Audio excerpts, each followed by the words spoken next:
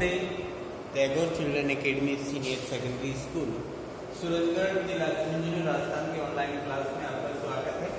विषय है सामाजिक ज्ञान, कक्षा है 10 और आज का जो हमारा टॉपिक है वो है क्या, इतिहास के अंदर 1757 यानी प्लासी का युग। लेकिन इससे पहले हमें जानकारी होनी चाहिए कि जिस प्रकार से 1707 ईस्वी के अंदर फर्रुखसियर ने 3000 रुपये के बदले में 38 गांवों को मुक्त व्यापार करने की अनुमति प्रदान कर दी थी। उसके बाद यहाँ पर अंग्रेजों ने इस प्रकार से पैर पसारना प्रारंभ कर दिया कि वो उन्हें भारत को संपूर्ण रूप से अधीन करना चाहते थे। और इसी संदर्भ में जैसा कि 10 अप्रैल 1756 में बंगाल के नवाब अली वर्दी खां की मृत्यु हो जाती है और उसके बाद में गद्दी के ऊपर बैठता है कौन, सिराजुद्दौला। सिराजुद्दौला जो ही गद्दी पे बैठा, उन्होंने अंग्रेजों की मांग को पूरा नहीं करने के कारण उनके अंतर्गत दोनों के अंदर मतभेद हो गया और इस मतभेद के अंतर्गत उस मतभेद में बाद में उन्हें एक युद्ध की ओर ले गया और वो है प्लासी का युद्ध। प्लासी का युद्ध सिराजुद्दौला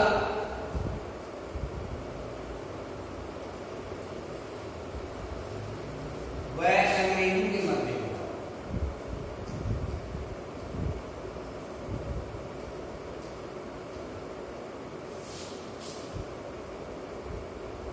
जैसा कि सिराजुद्दौला के साथ में दो महान शक्तियां थी, एक था मीर जाफर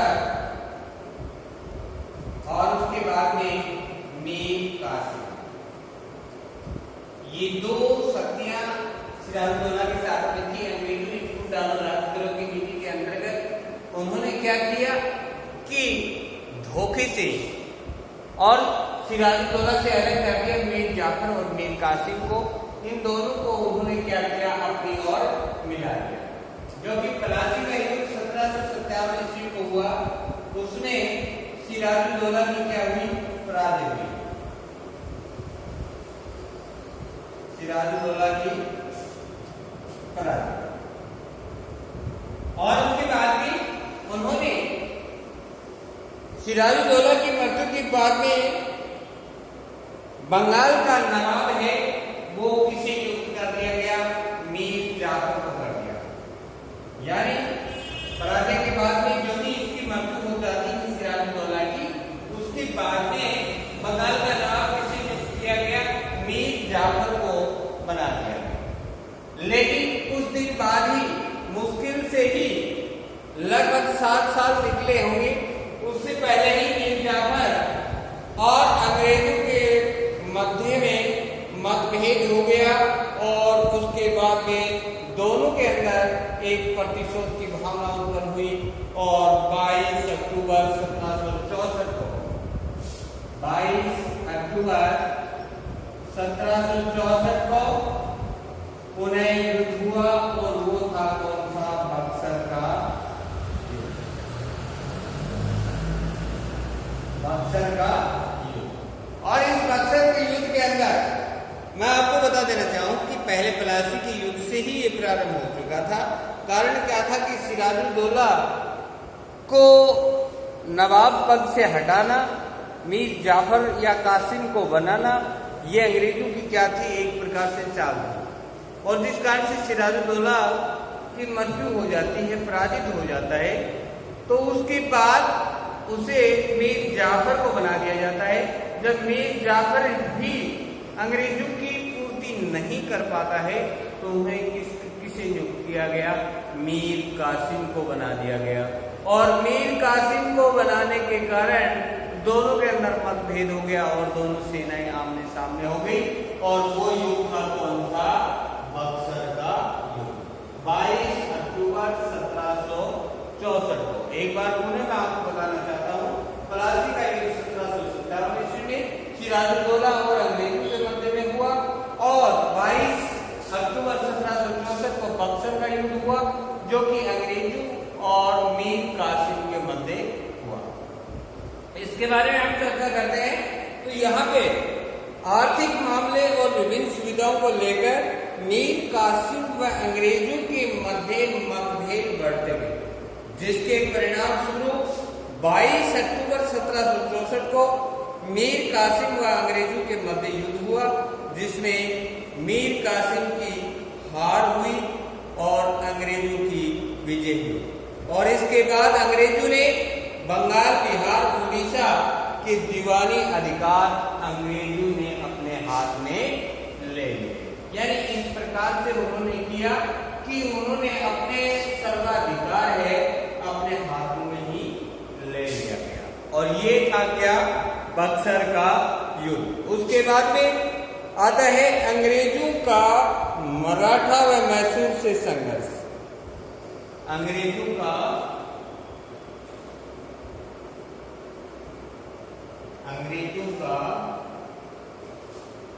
मैसूर और मराठा से युद्ध।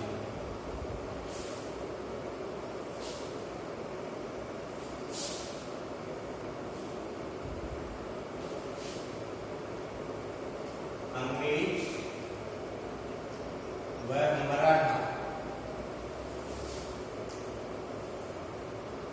मराठा संघर्ष।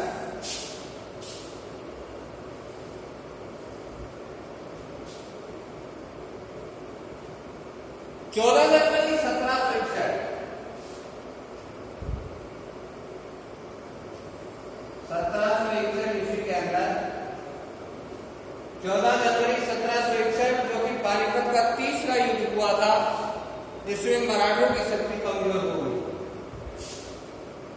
पानीपत का तीसरा युद्ध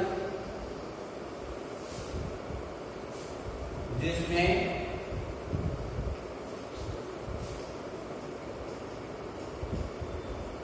मराठों की शक्ति कमजोर हो।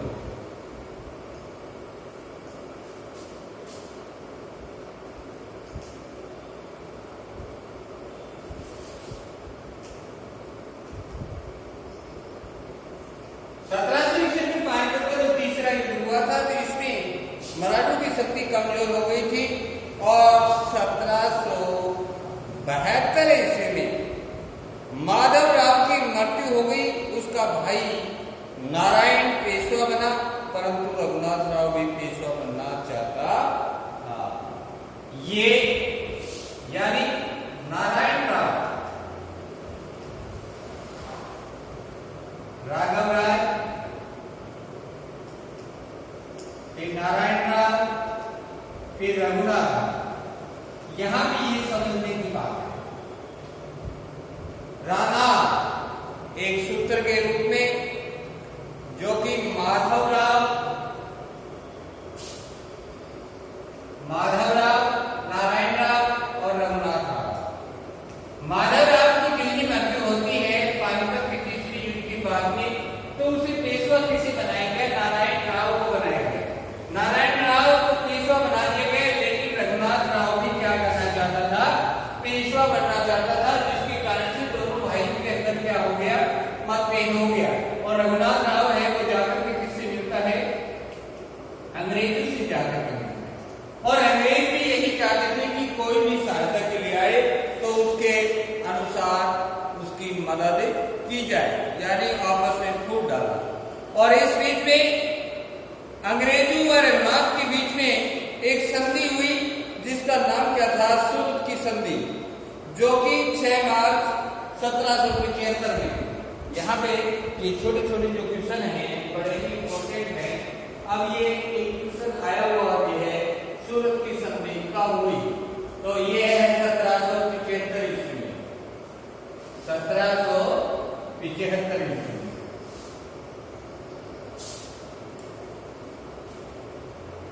सूरत की संधि।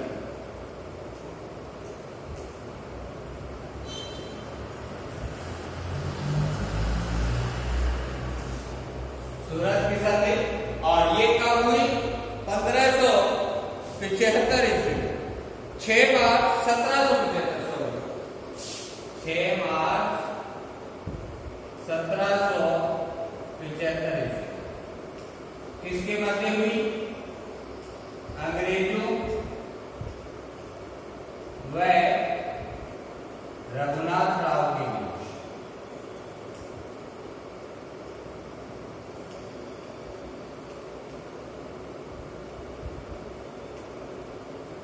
रघुनाथ राव के इन दोनों के बीच में ये संधि हुई और इस संधि की शर्त यह थी क्या कि अंग्रेज रघुनाथ राव को पेशवा बनाने में मदद करे। शर्तें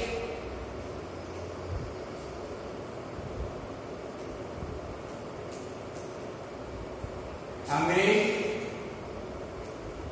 रघुनाथ राव को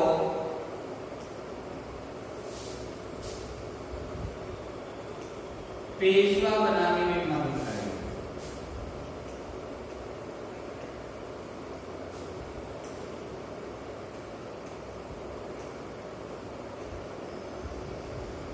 पेशवा बनाने में मदद करेंगे। नंबर 1। नंबर 2, रघुनाथ राव है वो क्या करेगा, बेसिक लालसोट और सूरत की लगाम देगा।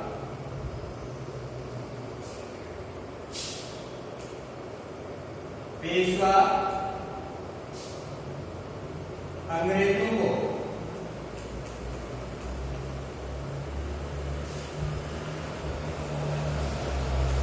लालसोट, सूरत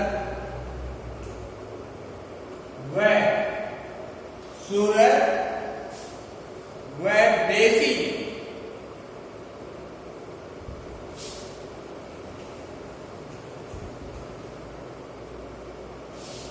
लगाम देगा।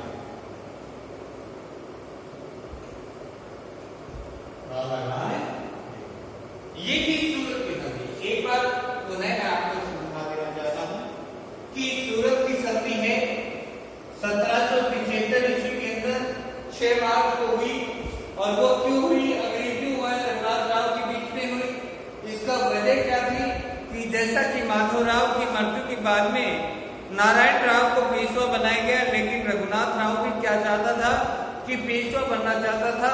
उसने नारायण राव का साथ न देकर के वह किसकी शरण में चला जाता है, अंग्रेजों की शरण में चला जाता है और अंग्रेजों से जाकर के ये क्या करता है, शर्तें रखता है जो सूरत की संधि के नाम से जानी जाती है। और ये सूरत की संधि 1775 ईस्वी में हुई। किसके बीच में हुई, अंग्रेजों रघुनाथ राव के बीच में। और इसकी 2 शर्तें रखी गई कि अंग्रेज है वो रघुनाथ राव को पेशवा बनाने में मदद करेगा, इसके बदले में अंग्रेजों को वो क्या देगा, लालसोट, सूरत और बेसिन का लगाम देगा। यानी 3 क्षेत्र बेसिन, लालसोट और सूरत का लगाम देगा। और इस प्रकार से उनकी ये संधि स्थापित हुई। उसके बाद प्रथम आंग्ल मराठा युद्ध, प्रथम आंग्ल मराठा युद्ध। छोटे छोटे प्रश्न हैं ये, बड़े प्रश्न नहीं होंगे, छोटे प्रश्न ही होंगे।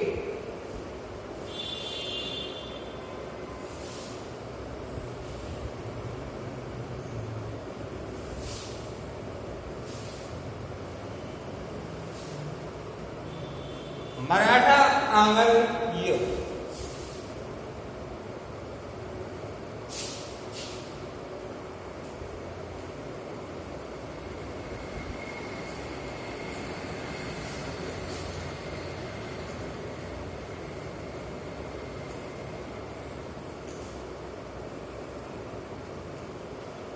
प्रथम आंग्ल मराठा युद्ध जो कि 1775 से लेकर के 1782 तक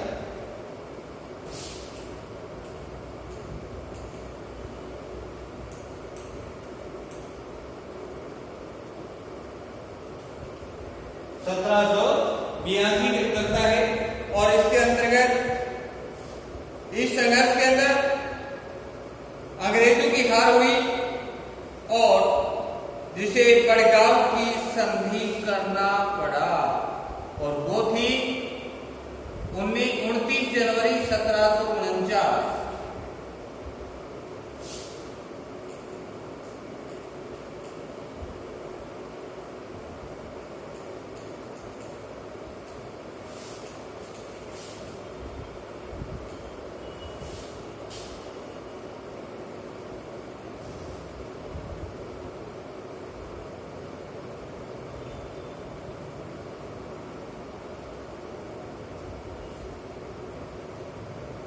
1779। और ये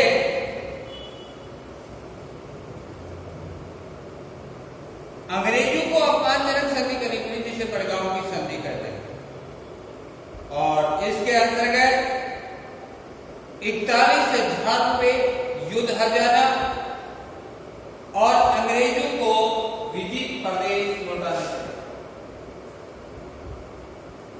अंग्रेजों को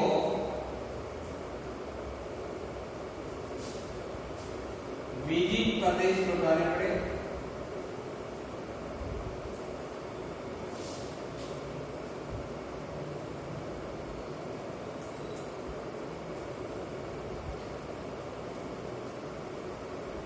और दूसरा है अंग्रेजों को 41,000 रुपए युद्ध हर्जाना में देना।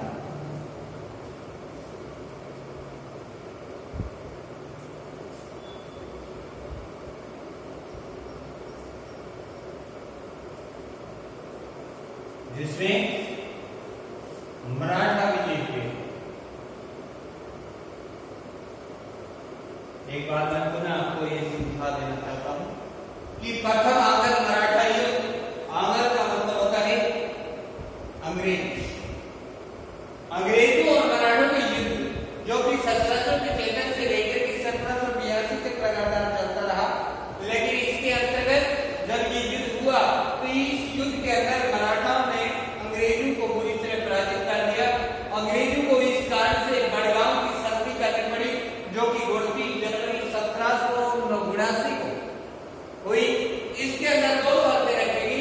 अंग्रेजों को विजित प्रदेश है वो मराठों को लौटाना पड़ा, साथ में ही अंग्रेजों को मराठों को 41,000 रुपए युद्ध हर्जाना भी देना पड़ा। और इस प्रकार से ये 2 शर्तें रखी गई और ये थी बड़गांव की संधि।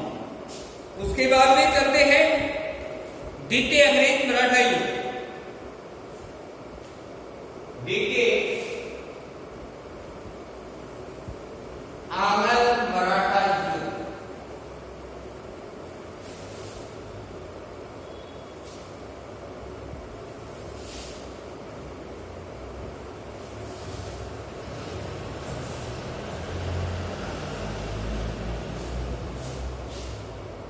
द्वितीय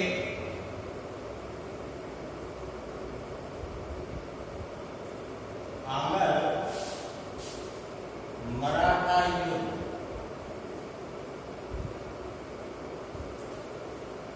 द्वितीय आंग्ल मराठा युद्ध। और इस युद्ध के अंतर्गत ये 1802 से लेकर 1805 तक चला।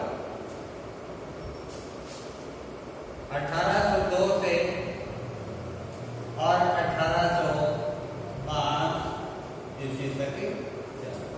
ये था द्वितीय आंग्ल मराठा युद्ध, यानी अंग्रेज और मराठों का युद्ध। इसमें इसका संघर्ष का कारण था क्या? लॉर्ड वेलेस्ली की महत्वाकांक्षा। युद्ध का कारण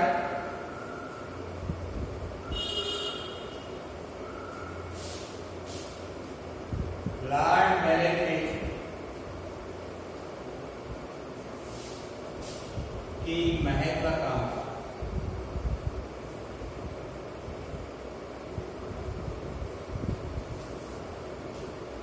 महत्वाकांक्षा। दूसरी बात, मराठा सरदारों में आपसी द्वेष।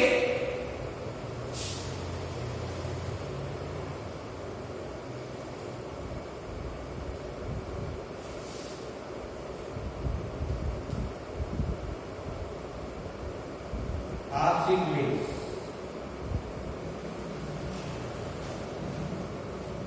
आपसी द्वेष। और उसके बाद में इन अंग्रेजों से हौसले हार गए। परिणाम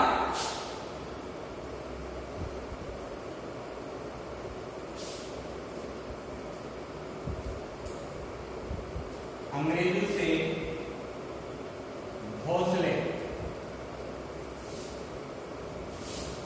यानी मराठा गए। मराठा हार गए और उन्हें संधि करनी पड़ी, जो कि देवगांव की संधि।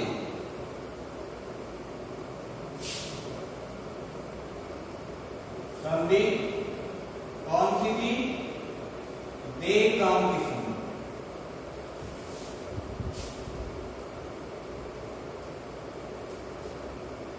और कब की? 1803। 1803 ईस्वी के अंदर ये संधि करनी पड़ी और इस संधि के अंतर्गत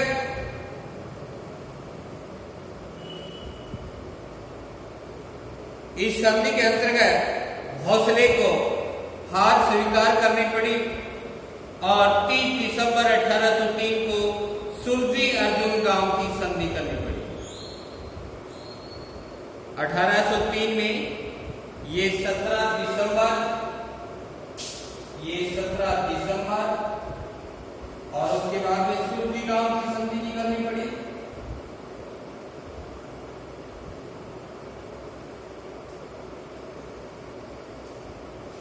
सुरजी गांव की संधि और ये थी कब? 30 दिसंबर 1803। 30 दिसंबर 1803 ये भी संधि करनी पड़ी।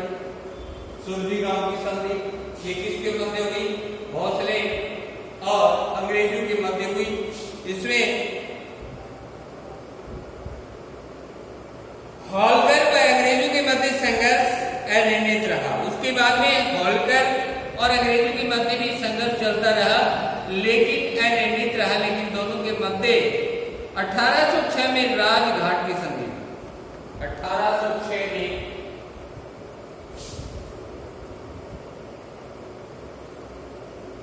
राजघाट की संधि। राजघाट की संधि और राजघाट की संधि किसके मध्य हुई? होलकर व अंग्रेजों के मध्य।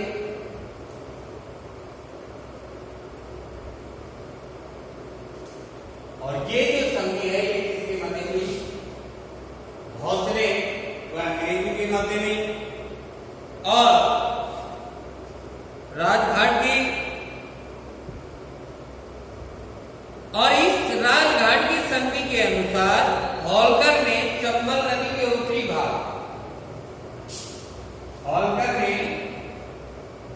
चंबल नदी के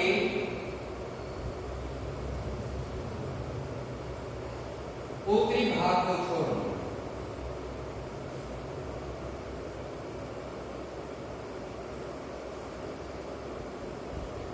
उत्तरी भाग को छोड़ दिया। एक बार मैं आपको यहाँ पे के आंग्ल मराठा युद्ध के बारे में बताना चाहूंगा कि दूसरा अंग्रेज व मराठाओं का युद्ध है वो 1802 से लेकर के 1805 ईस्वी तक चलता है। यहाँ पे इस युद्ध का जो मुख्य कारण था लॉर्ड वेलेस्ली की जो महत्वाकांक्षा, क्योंकि वो चाहता था कि उसका साम्राज्य का विस्तार किया जाए और मराठा सरदारों में आपसी द्वेष की भावना का जब उससे पता चलता है तो उसकी क्या है महत्वाकांक्षा बढ़ जाती है, जिसके कारण से ये युद्ध का कारण हुआ। और युद्ध के अंदर अंग्रेजों से भोसले जो मराठा थे वो क्या हो गए? हार गए और उन्होंने एक अपमानजनक संधि करनी पड़ी। एक देवगांव की संधि जो 17 दिसंबर 1803 ईस्वी में की गई थी। दूसरी सुरजी गांव की संधि जो 30 दिसंबर 1803 में की। इस प्रकार से ये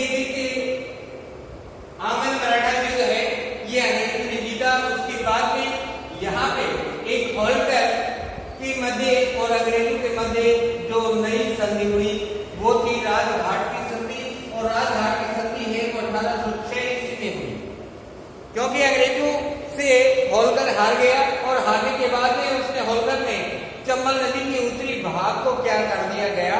छोड़ दिया गया और यानी अंग्रेजों को के हवाले कर दिया गया। और इस प्रकार से तृतीय अंग्रेज मराठा संघर्ष है।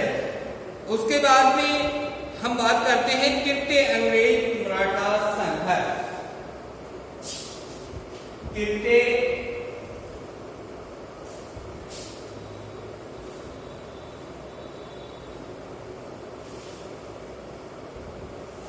शिंदे अंग्रेज मराठा संघर्ष।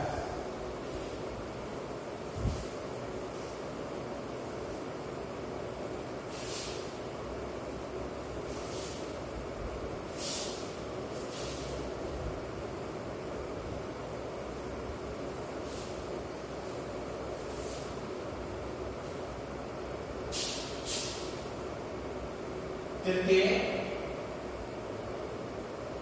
अंग्रेज मराठा संघर्ष।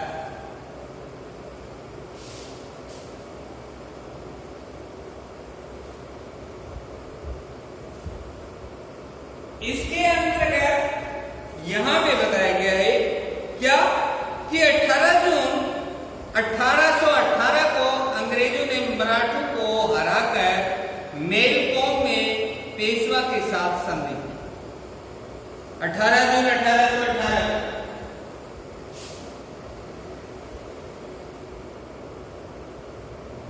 1818 ईस्वी को अंग्रेजों ने मराठों को हराकर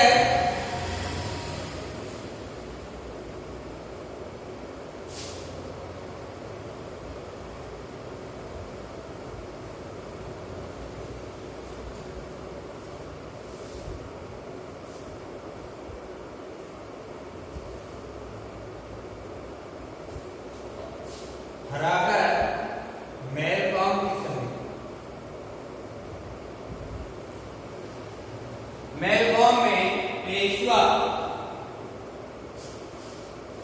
के साथ संधि।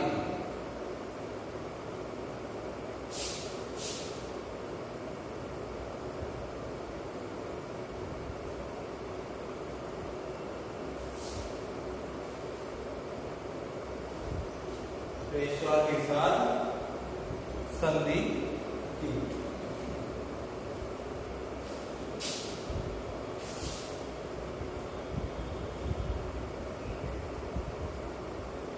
पेशवा के साथ में संधि की और इस संधि के अंतर्गत पेशवा पद समाप्त कर दिया गया और 8 लाख की पेंशन देकर बिठुर भेज दिया।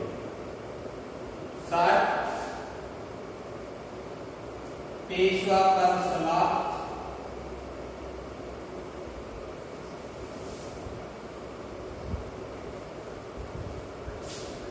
8 लाख रुपए देकर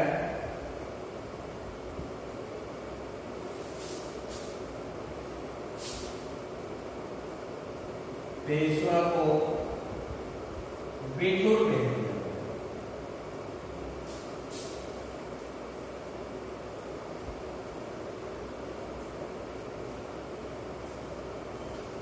बिठुर भेज दिया गया।